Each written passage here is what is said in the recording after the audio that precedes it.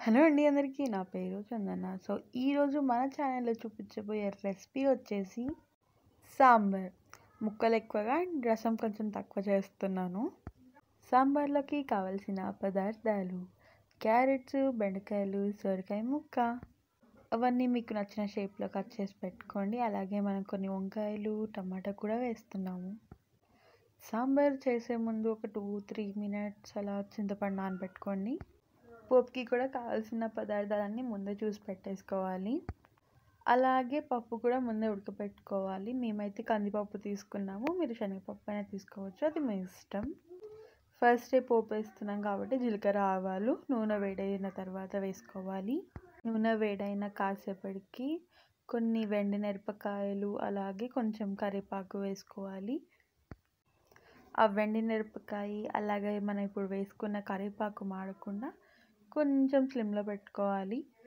దాని తర్వాత కొన్ని ఆనియన్స్ వేసుకొని బాగా మిక్స్ చేసుకోవాలి. ఆనియన్స్తో పాటు కొద్దిగా గార్లిక్ అలాగే పచ్చిమిర్చి వేసుకోండి. బాగా వేయించుకోవాలి. ఉల్లిపాయలు కొంచెంగా గోల్డెన్ బ్రౌన్ కలర్ రావాలి. తర్వాత లైట్గా దంచుకున్న జీలకర్ర వేసుకోవాలి. జీలకర్ర వేసుకొని అది కూడా కొంచెం పచ్చివాసన పోయేదాకా బాగా వేయించుకోవాలి. వేయించుకున్న తర్వాత కొంచెంగా పసుపు వేసుకొని ఆ పసుపు కూడా పచ్చివాసన పోయేంత వరకు బాగా వేయించుకోవాలి.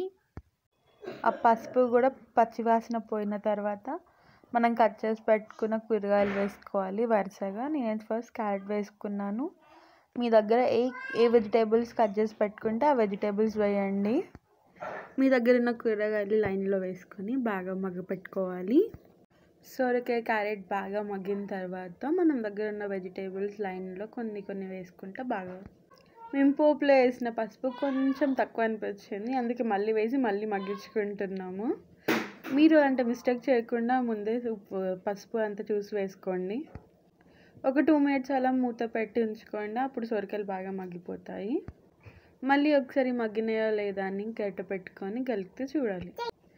బాగా కలిపెట్టుకున్న తర్వాత టమాటోస్ వేసుకోవాలి. టమాటోని కూడా బాగా మిక్స్ చేసుకోవాలి, మొత్తం కలిసిపోయేలాగా. టమాటాలు కలిసిపోయిన తర్వాత కాసేపు మూత పెట్టి అలా ఉంచాలి. టమాటాలు కూడా మగ్గేంత వరకు. మగ్గిన తర్వాత ఒక 2 మినిట్స్ తర్వాత ప్లేట్ తీసి మళ్ళీ ఒకసారి మిక్స్ చేసుకోండి, బాగా మగ్గినాయో లేదా అని చూడడానికి. ఈ సాంబార్లో వచ్చేసి పీసెస్ ఎక్కువ ఉంటాయి అండ్ చారు కొంచెం తక్కువగా ఉంటుంది. చిక్కుడుకాయ ఇలా ఎందుకు వేసారని మాత్రం అడగండి. చిక్కుడుకాయ వేసుకున్న తర్వాత కొన్ని బెండకాయలు మనం ఎన్నైతే కావాలి అనుకుంటామో అన్ని బెండకాయలు కట్ చేసి వేసుకోవాలి. బెండకాయలని కూడా బాగా మిక్స్ చేసుకోవాలి.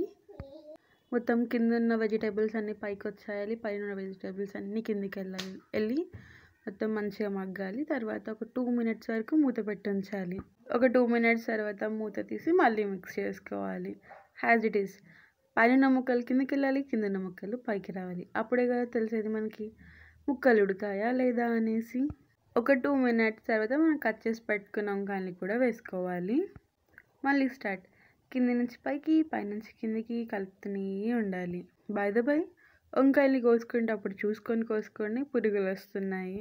వంకాయలు కోసినప్పుడు కొంచెం సాల్ట్ వాటర్ వేయండి, అప్పుడు వంకాయలు బ్లాక్ కలర్ రాకుండా ఉంటాయి. అండ్ ముక్కలు ఇంకా బాగా మగ్గనికి కొంచెం సాల్ట్ యాడ్ చేసుకున్నాం.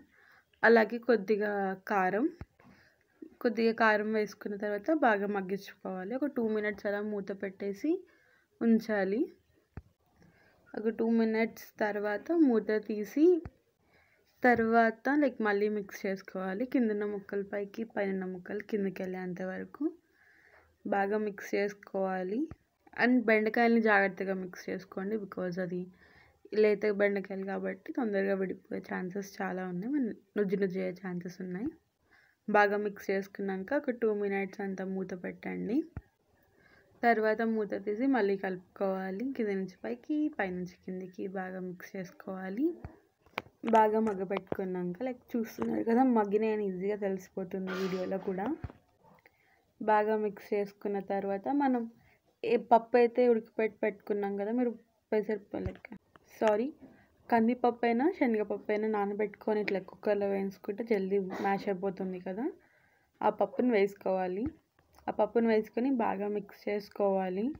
పప్పు వేసుకొని మిక్స్ చేసేటప్పుడు కొంచెం మెల్లగా చేయండి. లైక్ ముక్కలు అనేది చిరగకుండా కొంచెం మెల్లగా మిక్స్ చేసుకోండి. అప్పుడే ఆ పప్పు కూడా అన్ని ముక్కలలోకి వెళ్ళి జ్యూస్ని అబ్జర్వ్ చేసుకుంటాయి కదా, అలా చెప్తున్నాను. మంచిగా మిక్స్ చేసుకున్న తర్వాత ఒక 2 మినిట్స్ అలా మూత పెట్టి ఉంచుకోండి.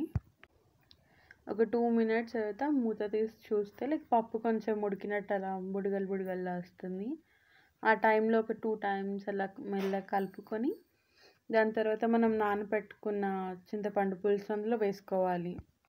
అప్పటికప్పుడు చింతపండు పులుసు మీకు గుజ్జు రావాలి అంటే చింతపండుని కొంచెం హాట్ వాటర్లో సోప్ చేయండి. ఈజీ అండ్ మంచిగా వచ్చేస్తుంది రసం కూడా బయటికి. మేము ముందే అలా నానబెట్టుకున్నాం కాబట్టి మాకు అవసరం ఏం లేదు. దాని తర్వాత చింతపండు రసం పోసుకున్నాక పులుపుకు తగ్గట్టుగా వాటర్ యాడ్ చేసుకోండి. మరీ ఎక్కువ ఉండకూడదు, మరీ తక్కువ ఉండకూడదు. దానికి సరిపోయేంత వాటర్ తీసుకుంటే సాంబార్ టేస్ట్ చాలా బాగా వస్తుంది. పోసుకున్నాక ఒక 2 మినిట్స్ అలా మూత పెట్టేయాలి. 2 మినిట్స్ తర్వాత చూసారు కదా ఎంత బాగుందో అసలు ఆ సాంబార్ స్టవ్ మీద ఉడుకుతూ ఉంటే. ఈ సాంబార్ వచ్చేసి మేము ఇడ్లీ కోసం చేసాము. కొంచెంగా కారం యాడ్ చేస్తే మీరు హ్యాపీగా రసం లంచ్కి తినేయచ్చు అండ్ డిన్నర్కి కూడా. ఇంతే అండి, easy and tasty sambar ready. మీకు ఇలాంటి రెసిపీస్ కావాలి అంటే like and share and subscribe to ఇట్లు చందన యూట్యూబ్ ఛానల్.